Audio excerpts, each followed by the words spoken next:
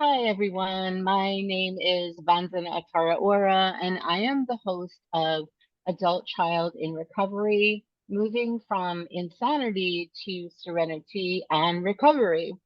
So I'm happy today to introduce everyone to my very special guest today.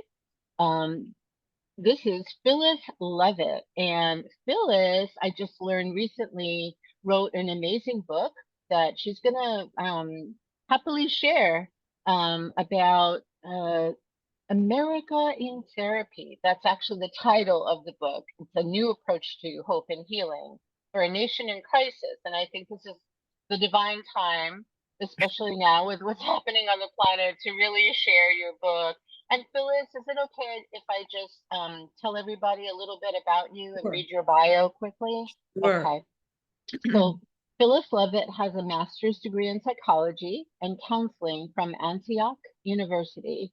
She co-directed the Parents United Sexual Abuse Treatment Program in Santa Fe, New Mexico for 2 years, and then went into private practice full time. Phyllis has treated children, families, couples, and individual adults for 34 years. Wow, that's a long time. A long time. She's also worked extensively with abuse and dysfunctional family dynamics, and that is definitely at the heart of my work and the reason why I have this podcast to begin with. So let's offer hope to people who grew up in dysfunctional families, right? Which is a lot more than we ever thought it was from the statistics. Maybe you know what the percentage is, but I've heard it's pretty high and it's pretty common. So anyway, Phyllis also let me just go back. Mhm. So she's worked with dysfunctional family dynamics, their aftermath, and some of the most important elements for healing. And Phyllis has published two books, A Light in the Darkness. I love that title. And Into the Fire. Beautiful. As a podcast guest, Phyllis is here to talk about her latest book, as I kind of gave it away a little bit before, America in Therapy, a new approach to hope and healing for a nation in crisis. Yeah, and Phyllis lives with her husband in Taos, New Mexico. I've always wanted to visit there. She's retired from her psychotherapy practice now, but focuses on writing and speaking. Sounds like a beautiful life you're living. So again, thank you for this, coming on my show and really like offering hope and talking about American therapy. Can I ask you what inspired you to write this book? Totally. And that's really a good place to start because I think it's our inspiration that, probably sources for most people our greatest gifts. And my inspiration for writing the book came sort of a couple of layers. One is that I had my own childhood trauma that I spent many years in therapy working on and recovering from. And it was an amazing process. It was not an easy process, but it was a really profoundly life-changing process for me. And so when I say a light in the darkness, I feel like those are the words that kind of epitomized my own journey of finding light in some of the darkness of my life, which and just to speak to something you brought up earlier, I have found that dysfunction and abuse and neglect and a lot of pain in families is rampant in America. I think that our families are really suffering, and as individuals, we suffer the legacy of that. So my own years of going to therapy, I decided to become a therapist. And what I realized from the work that I did was that I wasn't alone, which is often the feeling that people have from their own traumas. That not only was I not alone, but that there are millions of people all over the world, not just in the United States, suffering all kinds of trauma, whether it's family trauma or the traumas of poverty or the traumas of discrimination and war and lack of education or lack of adequate resources or even food. And these are all traumas. And that I was fortunate enough to be able to find help. And the understanding that there are millions of people in our country and in the world who don't have access to help made me realize that not only is that terrible in and of itself, but that we have millions of symptomatic people then, because trauma that is untreated, and when people are not rescued from trauma at human hands, they become symptomatic. And my work as a therapist, my work with myself, and my work, with many, many, many clients over the years has shown me what some of those symptoms of untreated trauma are.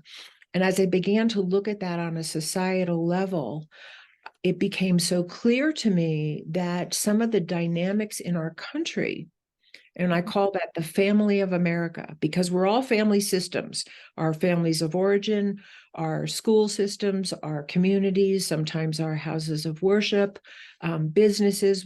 We all operate on family systems dynamics. And so do states, and so do governments, and so do our largest institutions. And the real inspiration for writing America in Therapy then, as sort of the top layer of everything I just said, is that I realized that a lot of the dynamics coming down from the top in our country are the dynamics of a dysfunctional and sometimes very abusive family, and that we're all at the effects of that, even if we're not necessarily ourselves the direct recipients of some of the most hurtful policies and practices and behaviors. And that was really my inspiration for the book. So please jump in and My goodness, I have so many ideas and thoughts just like shooting around my brain. Um well, I just want to say that I'm a member of adult children of alcoholics and dysfunctional families. I created my own group, my own little like very small intimate circle, kind of like a women's healing circle. And we meet on Zoom, and we've been meeting since last November. So it's almost a year now, and it's really changed my life. I mean, and not always, there's still, the voices of my inner critic and, those troublemakers, even though they're protective parts. But all in all, I have to say that people have really noticed when I'm doing the inner work, which you said, and I agree wholeheartedly, it's not easy work.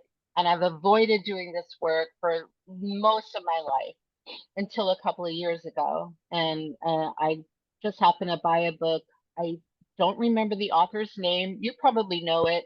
It's something having to do with emotionally immature and unavailable or narcissistic parents being raised right. by those kind of people, and that we're actually called survivors. And Right. I'm reading it and I'm like, yes, I can identify this and that. But I pretty much knew that if I were to really consciously admit how much harm and how much harm I've suffered and how much trauma, that I've experienced and still experience, it would be hell. Like I wouldn't be able to deal with it. I would just like really fall apart, which actually is not the case when you're in a community, when you That, grieve together. And I knew I couldn't do it alone. And it made me very sad. It brought up a lot of grief and loss and, never really having that idyllic childhood. But I knew that I couldn't ignore it anymore. So that's where I'm at. And I'm also in ACA, and one of my episodes, maybe about a month ago, I spoke with someone and we identified the 14 traits, the character traits of an adult child. And for a long time, I wouldn't even admit on all of our meetings when we would introduce ourselves, because it's based on a 12-step, but I also had an aversion to 12-step programs because of my history with my marriage and all of that. So I didn't want to admit for the longest time, like, I'm not calling myself an adult child. I'm not going to identify with that because that feels like I'm powerless. But step number one is admitting you're powerless, not now, but then, that we were powerless over the situation, the circumstances, and that it wasn't our fault.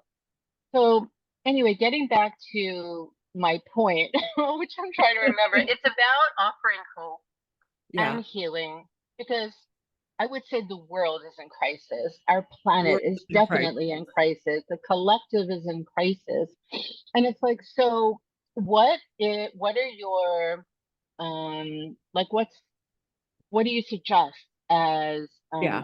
I mean, besides just obviously therapy is important, but even therapy can be triggering if you're not matched with the right therapist. I've also been going to therapy on and off since my divorce, which was like over 20 years ago. But I wonder, like in your book, how do you see a solution being found? Well, And I mean, that's a very complex question, of course, because there's no one answer. If there was, we'd right, have it. Um, yeah, but I think I think what I would start by saying is, I think we need a combination, and this is what I tried to accomplish in my book, a combination of really accurately looking at the problem. If you go to the doctor because you're in pain, they can't treat you until they diagnose what is causing the pain. And the better the diagnosis, the better the possibility of cure or relief, right? And yeah, so half of my book, in a way, is devoted to really looking at how our nation is in a crisis. And really, it's the human race that's in a crisis. yes, Um, but I talk about America because I live here and this is the country I'm familiar with, and I'm not in a position to talk about other countries in detail. But really, what I'm talking about is the world. And I think with the most recent events, we realize that it's a global human race problem that we're facing, and it's very extreme. It's very life-threatening, and it's extremely life-threatening for the people on the front lines, obviously. Um, yes, we're all a part of this human race, and we're all a part of either the problem or the solution. And that's the approach I take, because as you said, so many people feel powerless. And I think we have to find what our true power is. So backtracking, I feel like what the approach is to really have the most accurate diagnosis, and then look at what we know from the field of psychology actually interrupts the cycle of violence and abuse. What helps stop it and what helps heal it? And the point of my book is to try to take those principles of the best psychology and the best family systems therapy and systems theory to our larger institutions and ultimately to the government and to the world. Because as I said, we're all family systems and we're all being affected by the dynamics of the families we live in, which are now global. Um, and so I talk a lot about, and so let me just say this, because this is one of the important things I think, is that we're being conditioned in the news and in the media and in all the information we're being flooded with and sort of bombarded with on a daily basis to kind of believe that these are ideological issues and that there's these huge ideological conflicts that can't be resolved in any other way besides war. And it's not true. These are mental health issues. And the reason why I say that is this, that mentally healthy people do not murder other people. They do not invade other people's homes or kidnap their children or or steal their resources or force them to follow some religion that they don't follow. Mentally healthy people don't do these things. mhm, And so we have to look at what creates mental health and what actually creates the mental illness that is running so much of our policy and practice that is clearly not working. And if we were looking, so I take the model of an individual family and I use that to look at our larger family systems. In an individual family, if you had a parent that didn't feed one of their children, or murdered one of their children, or locked one of their children out of the house and never let them back in, or hated one of their children and targeted them with abusive language and abusive, physical abuse, sexual abuse, whatever, we would say that parent was disturbed, deeply disturbed, and we would want them to get help, and we would want them, their children or whoever they affect, to be safe from them.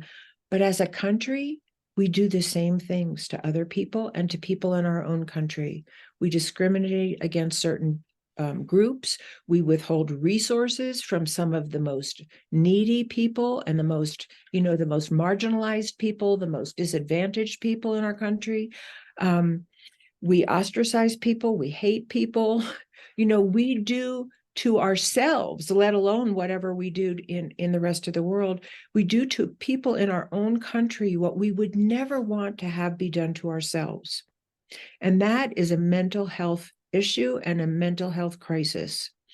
And so that's what I address in my book. And I look at what are the dynamics of a dysfunctional or abusive family and how are they playing out on larger scales. And then I look at what are the symptoms of people who, and you're probably with your 14 points that you were talking about, have some of them outlined. What are the symptoms of people who don't get help, who are targeted, who are misused, who are disadvantaged, who are discriminated against, who are attacked? What are their symptoms? And of course, I could talk for hours about all of this. I wrote a whole book. And then what happens when they're not treated? What can we expect? Well, we see what's happening now on the planet as an outcome of, brushing it under the rug and ignoring the systems or denying that there was a problem, growing up, or whatever. So we see what's happening. And this is to the extreme, unfortunately, and that And this is everyone what happens suffers. when we let it go, because it becomes extreme. How does someone in the United States, and this is happening all over the world, but let's just talk about here, how does someone become a mass murderer? How does that happen? How does a person become so disconnected from themselves, from any sense of humanity, from any connection to other people, that they would feel that was all that was left for them to do? Because we also know that many of the mass shooters end up committing suicide. So it's really a suicidal, homicidal gesture. What happens to a person that leaves them that bereft of their own humanity and connection to other human beings? And we have to ask that question instead of blame them. I mean, yes, we don't want mass murderers. And if someone is apprehended after they commit a mass murder, of course, we want them separated from society. But we have to look at what caused it and heal it. And in every other area of our lives, we do that. If I have a pain in my body, I go to a doctor and I hope to be healed. If my computer breaks, I go to a computer technician and I hope he can fix my computer. If my car breaks down, I go to a mechanic. In every area of our lives, except human relations, we want the fix, we want the cure, we want the highest functioning. Except in human relations, we're still in this old paradigm of conquest and domination and right now. The limbic brain, the amygdala, is still going off like where everything is viewed as a threat or a danger when it's not. And I think and that is the evolutionary survival brain that has served us for thousands of years, but hasn't for a really long time. It just pushes us away from each other. It separates us. It isolates us. I'm also a member of the Thich Nhat Hanh's Rock Blossom Sangha through Plum Village tradition. Beautiful. And, he, of course, Thai was an activist, as you probably know about him, in Vietnam after the war. And because of his peace activism, he was exiled from his own country. And then eventually went back before he passed. But I was just reading today an email from Plum Village where they're sharing a video of his where they invited Israelis and Palestinians to come together in an open-hearted, conscious, dialogue. But that was like in 2003, and that I don't know how often. Like I feel like that needs to happen every day, or at least like every month, all over the world. And that was like it seems like that was just like a one-time thing, which is great that it was done. It's amazing and it's like inspirational. But yeah, and it's just such a big it makes us what's happening in the world makes us feel so hopeless, at least I do, and scared, and it just like re-triggers all of the old trauma that our ancestors experienced. And I know many people are just really isolating themselves. I mean, first the pandemic, then Right. these wars and the unexpected startle response, like it's like, oh no, the gasping for breath. I just feel it's important for everyone to be in therapy and to find the right therapist and the right technique or, just the right match. And so I really appreciate, like, therapists need therapists too, probably Right. more than anybody else. Right. And so when I saw the title of your book, I was just like, wow. So, I'm going to ask you one last question in a moment, something that just came to me. But as far as therapy, I was also like contemplating my experiences with therapy, and in the collective, but also in the metaphysical community, because I'm a Reiki master, teacher, and spiritual healer, and do all these holistic healing treatments. And I know that in this community, like for the most part, therapists are kind of discouraged, like it's discouraged because traditional talk therapy is generally misunderstood. And it basically, the ideology behind this framework, this mindset, is that um, you just talk about your problems over and over and over. And the therapist just listens, and then you just keep talking, and it kind of locks it in place even more. And there are no other solutions being given, and it kind of can be even more disempowering or victimizing in some way. I don't find that to be the case. Now, I've been to different types of therapy, and I am an IFS enthusiast. I just wanted to share that with you. My last episode was all about IFS, internal family systems, and that's already been brought to corporations, government systems in a very big way. It's been around for like 40 years, and it kind of stemmed from family systems. So I really applaud, like, and support you, like what you're doing in the world. And I do feel that we're ready. Like, there is no other answer. It has to be No brought other. out and spread all over the world, because everything is systemic. And, it starts That's in the home, and it's all over, it spreads all over the planet, right. especially to government systems and institutions that have control over the masses. Totally. Um, so I really applaud that. And I do feel like therapy is valuable. Of course, just like any other kind of relationship, it might not work in the beginning. Not everyone's going to be a vibrational match, but I think like with patience and trust, which that's one of the 14 character traits. It's called a laundry list of people who are deeply traumatized repeatedly, that there's this distrust in ourselves, this disconnect between us and our higher self, but also others. And that's really tragic. And so, yeah, I mean, I definitely believe that everyone needs a safe person. I was thinking about this earlier too. Whether it's a therapist, a counselor, a pastor, a rabbi, a priest, minister, or just a trusted friend, like a confidant, someone who's safe, someone who's well in mind, body, and spirit. And I feel like everyone needs to open up and not keep it bottled up inside, because we see the results of what happens when anger, hatred, aggression, misunderstandings are not looked Right. at or unresolved. Right. So I know that's a lot. I just want to ask you, when you say a new approach to hope and healing for a nation in crisis, can you expand a little bit on what you mean by a new approach?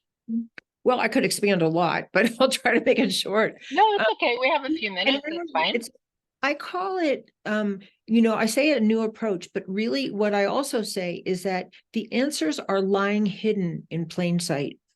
Right. We know a lot. We may not know everything, but we know a lot about what interrupts the cycle of abuse, and we know a lot about what's needed for healing.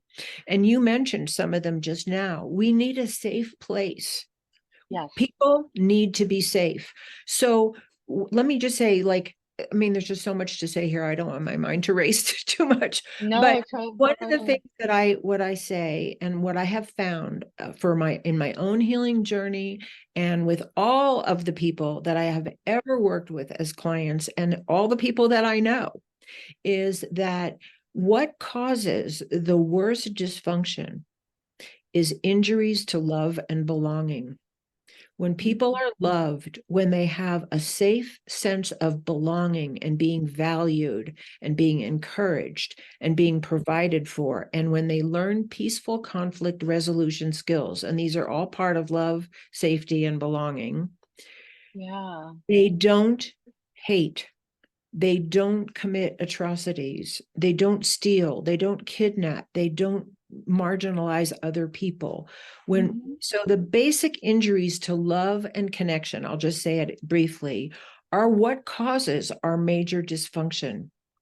And these issues need to be part of political discourse, and they're not. We don't talk about love in political debates. We don't talk about safety. We talk about bombing as, or building up our military and our arsenals as somehow an illusion that this keeps us safe, when there's no way that it keeps us safe. No, it just perpetuates the hate. Right. And it's the same in an individual family. There abuse in a family, beating children, sexually abusing, withholding resources, starving children, does not produce safety for anyone. And it certainly doesn't produce safety for our society. So we have to know, and that's why I say it's a new approach. What I would love to see, I'll just give you one example, is to bring these fundamental needs of all human beings, into policy and practice on the larger levels of the family of America, the family of the world. And I think it really is the only solution. I do. Because otherwise we have continued symptoms and we have continued acting out and we have continued violence. And we now have created weapons of such mass destruction that our impulses to wipe out our enemy could wipe out life as we know it. So our homicidal impulses are suicidal. And these are huge issues that we need to understand as a general public. And I think the general public could understand them if they were given that information and really understood how the cycle of abuse is perpetuating itself on larger societal levels. So I'll give you a quick example of something that I feel would make all the difference in the world. And there are many, there's 100 things that we need, or 1,000 things that we need to make all the difference in the world. But one would be that we role model deep listening from the top down. Right now, we have probably the most divisive cabinets and legislature that we've witnessed in my lifetime anyway. And we have role models of disrespect and verbal attack and walling each other out and putting down our opponents. And this is being role modeled for our children and our citizenry as how we deal with conflict. There couldn't be anything more dysfunctional happening from the top down in the daily news as a role model of conflict unresolution, I will say. So what I would like to see is a Department of Peace in our government, a Department of Peace and Psychology. I would like to see trained facilitators with no partisan agenda, because mental health is not a partisan issue. Mental health is for everyone. In fact, mental health would be the cure to the great divides in our partisanship right now. I would like to see trained facilitators in Congress facilitating the conversation, holding people to account for the way they communicate, facilitating deep listening, even if the opinions and the policies that they each espouse are worlds apart. Because this is what we do with families. When do couples come to therapy? When they're at war, right? War doesn't work. So we help facilitate deep listening, empathy building, making agreements, compromises, keeping boundaries, respect, and in the ideal world, reconnecting. because that's what's going to save the planet, is when we reconnect to one another and we actually care about each other's well-being. So that's one example, one of many, many, many, that, we could do these things if we had the knowledge to do them, if we had the motivation to do them, and if we had some people in positions of power advocating for them. But we all have a vote. So who are we going to vote for? And, of course, I don't know how many great options there are out there, but That's a whole nother conversation, I think, right? Oh my but we're the goodness. citizens. So can we say as a citizenry what we want government to embody? And to do that, we have to have new information about what we actually need. And that's one of the main reasons why I wrote this book. And of course, there's many, but that's sort of a nutshell.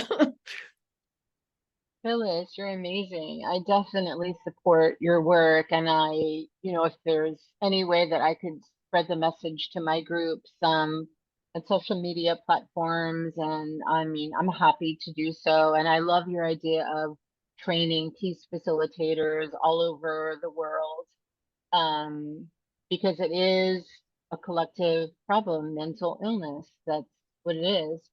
But it also, like, I know also that there are monastics from Plum Village that are invited to UN events and government functions, to facilitate a meditation, but it's not quite to the point at all where that you were just talking about, where we really need to open people's minds and hearts to, have a look at the future. Right.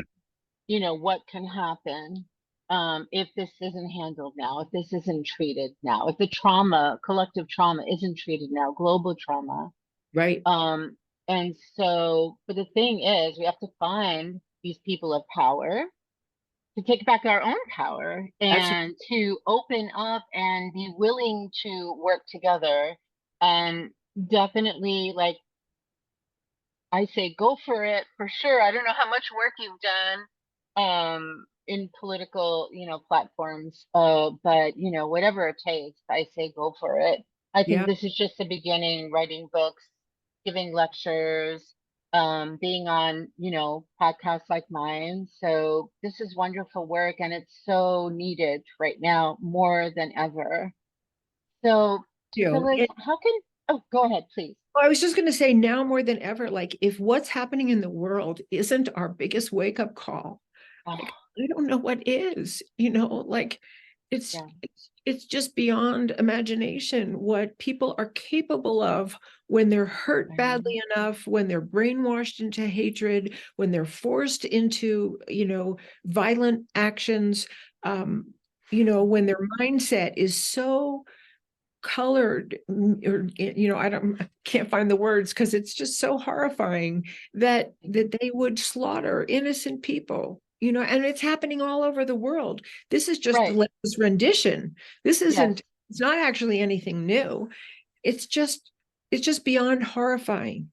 And so, for me, it's like, pain is what brings people to therapy.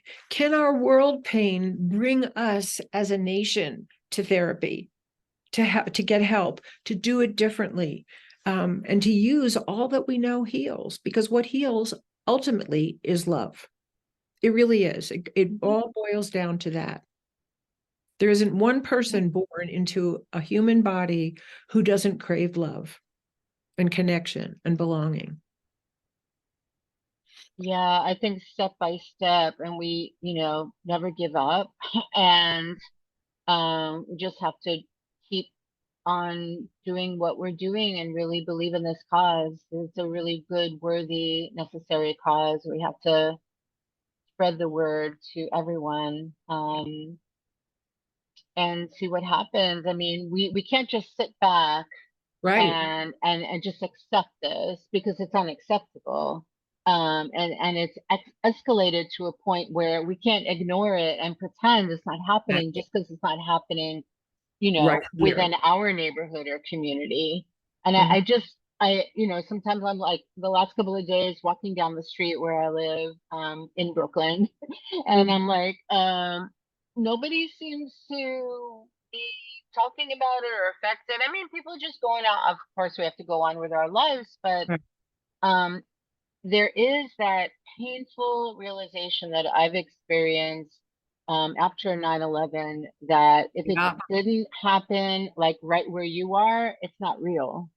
If right. it doesn't affect you, that's not important to you, then you're just going to ignore it and like, oh, I'm okay. Even like with COVID, it's like with the pandemic, like thousands of people died and like there were still a lot of people who don't even believe that it's real and like, well, what didn't affect me, I'm great. It's like the denial is Yeah, insurmountable. It's yeah, really yeah. so frustrating and mind-blowing. And I think like it comes down to just acceptance, like name it, claim it, accept that this is really happening. We can't hide or ignore the elephant in the room because it's just going to get madder and louder and more aggressive the more we ignore it. Just I like the voices inside of us. I agree with you 100%. I love what you just said. And I Thank agree you. with it, and denial is really, the difficulty with denial is that it has become a survival mechanism because the onslaught of what we all are being asked to deal with on a global level is Mhm. too much on any given day. And so denial becomes a survival mechanism, but it's not. And so we have to find a way, like you said, I Mhm. say it this way. We just have to look that dragon in the face and know it for what it is, and then do our part. And, it doesn't have to be a big part. An individual person doesn't have to run for Congress. They don't Right. have to change their whole community. We can just love each other better. We can be kinder to our neighbor. We can be more patient with each other. We can Yes. help when we can. We can give money to a homeless person or whatever. We can all be part of a solution. You don't have to be a therapist. You don't have to be a legislator. And if you're called to do those things, do them. We need to.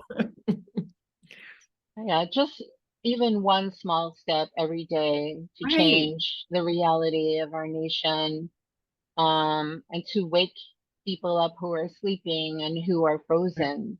Because you're That's right, it is the sympathetic nervous system, the fight, flight, freeze, the mhm. numbing that we've really become um sort of, is it desensitized or sensitized Oh, to yeah. trauma, right? Yeah, Like it's almost like, no, no, I'm not looking. I can't deal with it. Like not another, you know, exactly. Exactly. And that's horrible, actually a scary. Like I trauma. can't.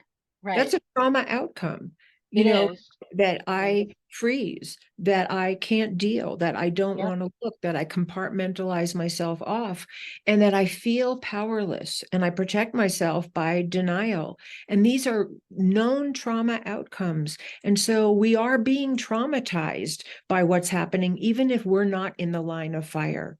And the other main outcome for people, and this is, huge, and I talk about this a lot in my book, is that Mhm. one of them is learned helplessness and freezing, and one of them is identification with the aggressor and becoming part of, Yeah.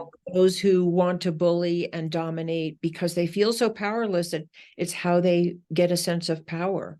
And we have more and Mm. more and more of both of these happening in our country and around the world. And this is the Mm. mental health crisis.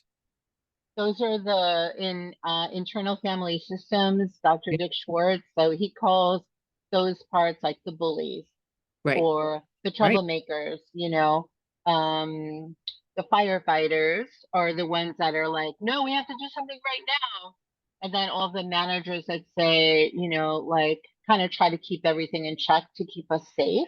But right, I think, like you said, I totally agree. I'm right with you. Like, just one action step that we can take to make a right, difference, right, and what you just said about the the tyrant, like we becoming the tyrant that raised us or that we witnessed growing up, who seemed powerful but really was just like a scared, right, right. exiled, wounded child.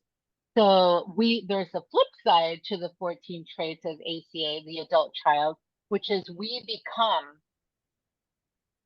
the victimizer when we've been Right. victimized. And that, to me, that laundry list is even scarier. Well, and that's Right? Because it's so happening. Yeah. unconscious. And it is, Yep. we're all acting out unconsciously. That's right. That's right. There has to be something's got to change. I mean, we cannot keep going on and on like this because it is escalating day by day. And so the work that you do is so important. I mean, the work that I do is so important too, but together we're definitely stronger. Yes. So wow, Phyllis, I feel like we could talk for hours about this, such an important subject, something that we have to pay attention to. And so I really congratulate you for putting it out there in this way. And I know that you're going to keep going and until you're heard, Yeah. because Keep that's going. us. Yeah, let's keep We can going. do. That's what you're doing. And I That's really would say that I really appreciate your expertise in all of this. So it's been really enlivening to have this conversation with you because you're right there. So thank you. Thank you, Phyllis. So, how can people find you? I have your website, but do you want to just share a little bit about how they can order your book and find your website? Yeah, my website is just my name, www.phyllisleavitt.com, and it's PhyllisLeavitt. And I spell that because you can spell those names so many different ways. Yeah. Um, I'm on Facebook and LinkedIn and Twitter and YouTube and Instagram. And if you go, my book is in the publishing process right now. It's actually not coming out until next year. But Okay. if you go on my website right away, you'll see a place where you can sign in for my newsletter. And I've been writing weekly newsletters that I've really been putting my heart and soul into. You can sign up for my newsletter, and then you'll be on my mailing list, and you'll be the first one to know when you can pre-order my book, which I think will not be too far from now. And then certainly you'll be Great. the first to know when the book is available. That's Yeah. awesome. I'd love a copy of your book actually Yeah. too. And I love spreading the word about, like loving kindness and how to, heal ourselves and each other and the planet. That's everything. So um let's empower each other, support each other, and change the planet, right? Like, and hopefully sustain the planet so we have a planet to live We have a planet. on. Exactly. Yeah, and definitely I'd love to have you on again. And thank you Thank so you. much for taking the time to be on my podcast. And if anyone wants to find me or learn more about my services and my weekly online gatherings, workshops, and programs, you can find me at vandanalightshealing.com. Everything will be in the comments below, how to find me, how to find Phyllis. And please like and subscribe to my channel if you like this video. Great. Thank you again, Phyllis. I wish you a Thank you. beautiful day. Blessings to you and see you soon. See you soon. Thank you so much. Bye bye for now.